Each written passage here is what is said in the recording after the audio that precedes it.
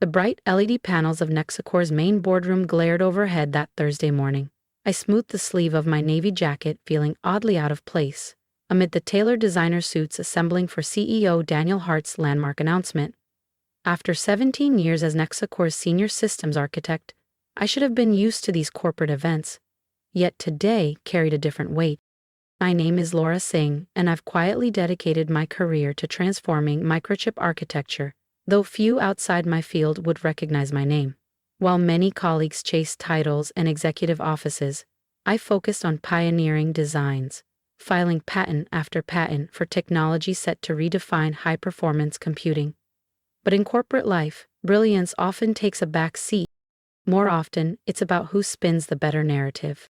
Ladies and gentlemen, please take your seats. Daniel's crisp baritone cut through the chatter. At 48, he looked every inch the Toronto tech mogul. Sleek charcoal suit, artfully styled silver hair, and the easy charisma that wooed investors time after time. Today is a pivotal day for NexaCore. The energy in the room shifted as hundreds of staff leaned forward. Whispers of a major business move had swirled for weeks, but no one had the details. I stayed in my familiar place near the back, laptop open to monitor the simulation results on my latest chipset prototype. I'm thrilled to announce NexaCore is merging with Titan Microsystems in a $2 billion zero-cents deal. Daniel's voice rang with triumph. This merger will establish us as the largest chip design firm in North America. Thunderous applause broke out across the room. I stayed silent, my thoughts spinning. Titan was our fiercest rival, notorious for cutthroat strategies and ethically gray research methods. Worse, they'd spent years trying and failing to duplicate the proprietary architecture I'd developed. This merger embodies everything NexaCore stands for: bold vision, sharp strategy, and real innovation, Daniel continued, sweeping his gaze over the crowd. His eyes stopped on me, and his polished smile turned colder. Unlike certain so-called innovations that drain company resources, he said, gesturing subtly toward my section of the room, we've all witnessed employees who buried themselves in labs, hoarding patents like collectibles, instead of driving real value for our shareholders. A ripple of laughter spread through the crowd. I held my expression steady, even as heat crept up my neck under my colleagues' stares. Daniel had never forgiven me for refusing to greenlight a flawed version of our quantum core interface last year, despite his direct orders.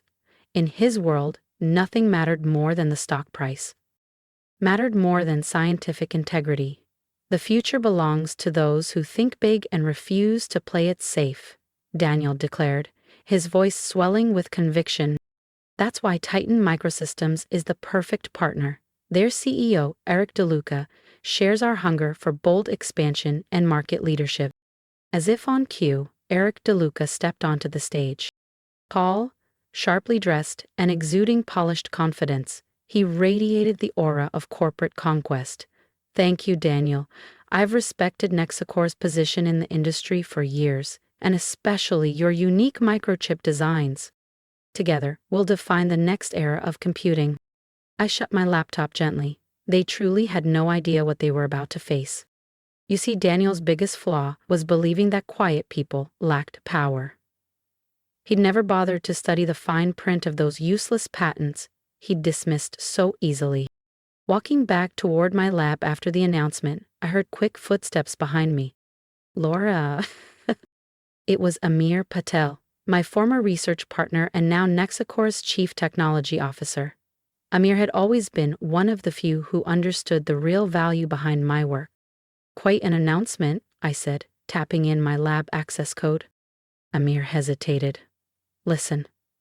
I tried to convince Daniel that he needs to look closely at your patent portfolio before finalizing this merger, but he refused. He thinks it's all routine company IP. I allowed a small smile. That's fascinating, considering that most of my patents were never assigned to NexaCore. Amir's brows shot up. Wait, what do you mean? When I joined NexaCore, I negotiated a unique agreement. Any patents I created on my personal time and with my own equipment remained my sole property. The company only holds limited licensing rights. I started pulling up directories on my computer. Daniel never bothered to read the details. He simply assumed. Amir stared at me, realization dawning. But that means, yes, I said calmly.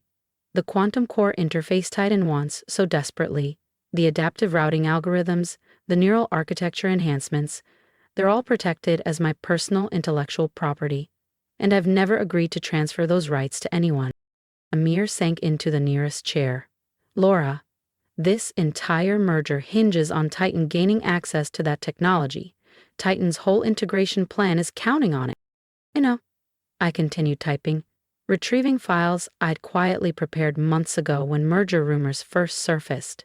And in 2 weeks, when the due diligence team finally examines the real contracts, patent filings, they'll realize that their $2 billion 0 cents merger is worthless without my signature.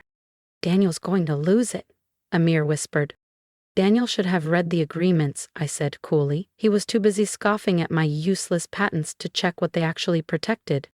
Over the next week, I watched the merger machine roar ahead. Press releases sang praises of perfect synergy and unmatched innovation. Daniel gave interviews boasting about consolidating the best technology in the industry. Meanwhile, I kept working quietly in my lab, biding my time for the storm I knew would come. It arrived precisely 13 days after the announcement. I was running stress simulations on a new microchip design when my phone vibrated with an urgent message summoning me to the main conference room. As I approached, the sound of raised voices spilled into the hallway. Inside, Daniel was striding back and forth like a trapped animal, his immaculate silver hair now tousled and damp with sweat. Eric DeLuca sat rigid at the table, his expression dark and thunderous. Around them, lawyers and executives rifled through stacks of documents, faces etched with anxiety. "A Singh," said Miss Bernard, one of Titan Microsystems' attorneys, looking strained.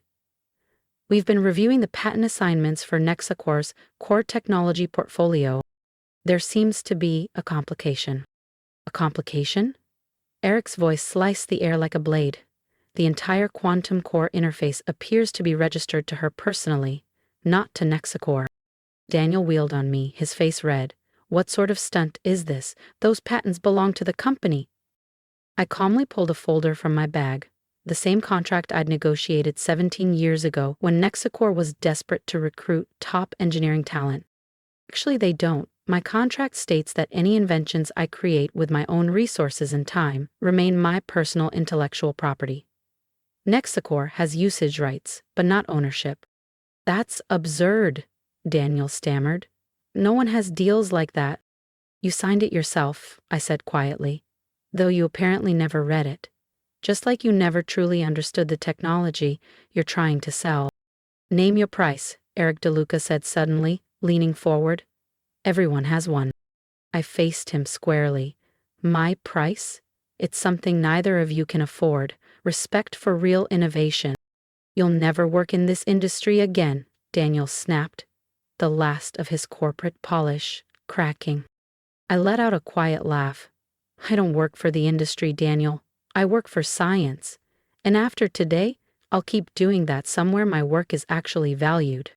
If you're as curious as I am about how this standoff ends and how far I'm willing to go to protect my inventions, don't forget to subscribe and stay tuned for the next chapter of my story.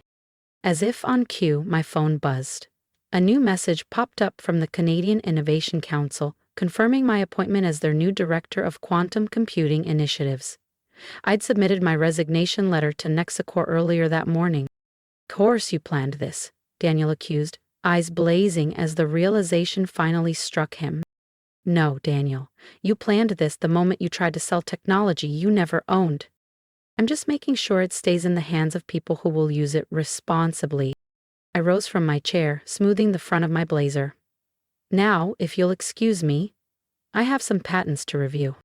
Real ones, not worthless ones." Walking out of that glass conference room, I felt lighter than I had in years. Sometimes, the quietest person in the room is the one who deserves your closest attention. Because while others talk about making history, we're busy writing it. The merger announcement was officially retracted the following day. NexaCore's stock price went into a tailspin. Daniel resigned under intense pressure from the board. But for me, the real story was only beginning. News swept through Canada's tech circles like a shockwave. $2 billion 0 cents, Titan, NexaCore, merger collapses, engineer holds key patents, not company, screamed the headlines. Within hours, my inbox overflowed with messages from journalists, analysts, and more importantly, other engineers sharing stories of how corporations had tried to exploit their innovations. My modest downtown Toronto apartment became a quiet refuge as the chaos unfolded. The morning after the collapse, I sat sipping green tea, calmly watching NexaCore's stock tumble across my laptop screen. A piece of me felt sorrow, not for Daniel or the failed merger, but for the hundreds of employees now left uncertain about their futures. "You've kicked off quite a revolution," Amir said, dropping into my living room chair. He carried a paper bag of fresh bagels and 2 coffees, a kind of peace offering. "The board's in total meltdown. Daniel's resignation letter blames everyone but himself, naturally." I nodded and pulled up a document on my screen. I expected as much. "That's why I prepared this." I turned the laptop toward him, revealing a detailed business plan for a new research institute dedicated to ethical tech development. No frantic deadlines, no sacrificing quality for quarterly profits. Amir leaned forward, studying it. "You're going to need funding, facilities." "Already in place," I said with a small smile. Remember Eric DeLuca's "Everyone Has a Price" speech? He was right, but not in the way he thought. My price was freedom. I opened another file, the terms of my new role at the Canadian Innovation Council, including a groundbreaking public, private, personal partnership. My patents will be safe and finally used for the right reasons, licensed for open research, with any commercial use tightly regulated to ensure ethical development. Several venture capital firms have already reached out, I continued, glancing at Amir. They finally see the value of long-term, responsible innovation. But what mattered even more, I added, pulling up my email, is this. My inbox was overflowing with dozens of messages from engineers and researchers across the tech world. We're not alone anymore. The following weeks passed in a whirlwind. While NexaCore scrambled to steady itself without my technology, I was laying the foundation for something new. The Singh Institute for Ethical Innovation took shape in a converted brick warehouse on Toronto's eastern waterfront. Our mission was simple yet powerful: advance cutting-edge technology while safeguarding humanity's interests. But tech giants never fade quietly. Even after his resignation, Daniel Hart wasn't finished trying to undermine me. "There's a legal notice for you," my assistant told me one morning, 3 months after the merger collapse. The documents alleged patent infringement, claiming my inventions were built upon prior NexaCore research. I actually laughed. Reaching into my desk drawer, I pulled out a well-worn leather notebook. My graduate research journal, every page notarized and dated. "They should have done their homework," I told my assistant, flipping through diagrams and calculations. Every concept, every piece of my architecture, documented years before I ever set foot in NexaCore. The lawsuit was dismissed within weeks, but it revealed something telling. It showed how desperate the old guard had become. The industry was shifting beneath their feet and they were losing control. My phone buzzed on the workbench beside me. A message popped up from Leila Hassan, a former NexaCore engineer who joined my institute. "Laura, you need to see this. Daniel speaking at the Technology Futures Summit." I pulled up the live stream. Daniel, looking noticeably less polished than in his CEO days, was mid-rant. "These so-called ethical innovation advocates are killing North American competitiveness," he shouted. "We have to move fast, even if it means breaking things." I grinned and typed back to Leila. "Speaking of breaking things, how's the quantum core stability testing going?" "Perfect," she replied. "Your original design works exactly as documented. Titan's rushed version would have failed catastrophically in under a year." That validation meant everything. While Daniel raged about lost profits, we were proving that ethical innovation wasn't just possible, it was unstoppable. The Singh Institute's first patents were already being licensed to responsible manufacturers. 6 months after the collapse, I stood on a different stage, speaking to a packed auditorium at the University of Toronto. Innovation isn't just about being first, I told eager faces. It's about being right, about creating technology that serves people, not just shareholders. The response was overwhelming. Applications to join our teams poured in. Even more meaningful was seeing other companies adopt our ethical development framework. The industry was evolving. Exactly 1 year after Daniel Hart's failed merger announcement, an unexpected visitor appeared in my office. It was Eric DeLuca. No longer with Titan Microsystems, he looked older, his confident edge softened. I was wrong, he admitted. Not just about the merger, but about how we approached innovation. Your institute's results, we could never have matched them with our rush-to-market strategy. I gestured for him to sit.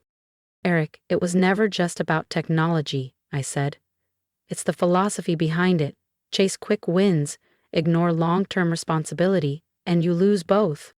He nodded slowly. That's why I'm here. I've started a new venture capital firm. We want to invest in responsible innovation.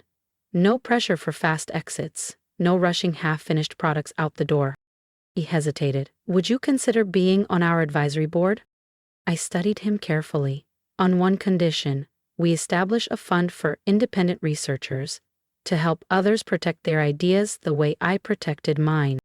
The agreement we made that day reshaped the industry's funding landscape.